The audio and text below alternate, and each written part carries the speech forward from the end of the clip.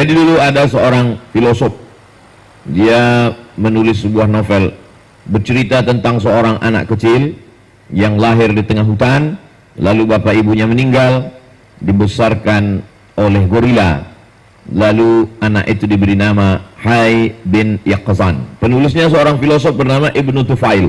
Hayy artinya hidup, Yaqzan artinya jaga.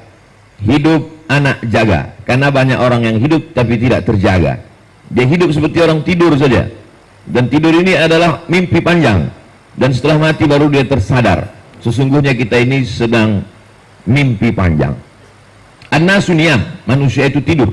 Falamma matu intabahu, ketika dia mati barulah dia tersadar, oh rupanya selama 60 tahun hanya mimpi saja.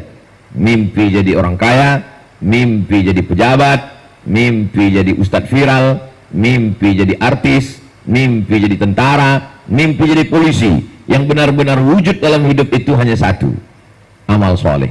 Dan amal soleh hanya diterima dengan iman.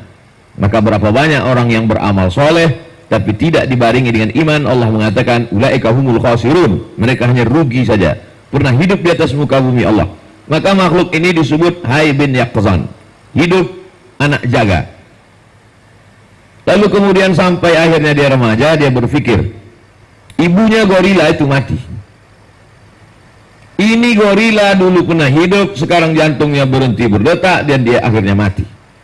Novel dari Ibnu Tufail Hayy bin Yaqzan itulah menjadi inspirasi orang bule, orang barat membuat film Tarzan. Tarzan itu diambilnya dari Hayy bin Yaqzan. Orang Islam punya cerita, diolah oleh orang bule, akhirnya orang Islam pun lupa tentang cerita itu. Novel itu dibagikan dulu kepada kami ketika belajar di Al-Azhar Kairo, dicetak, dibagikan satu mata kuliah filsafat Islam di Fakultas Usuluddin. Dasar agama Islam adalah Quran, wahyu dan akal. Ada logika akal. Jadi sebenarnya andai orang tidak ketemu dengan ulama, tidak jumpa dengan kiai, tidak jumpa dengan ustadz, kalau dia mau pakai akalnya sedikit saja, dia bisa menemukan kebenaran.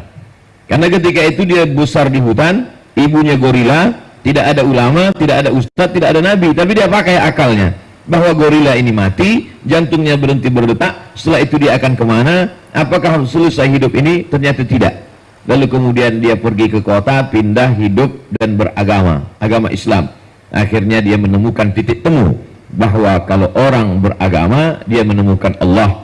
Andai orang tidak punya agama, dia berpikir dia pun juga akan menemukan Tuhan, hanya saja dia tak tahu namanya.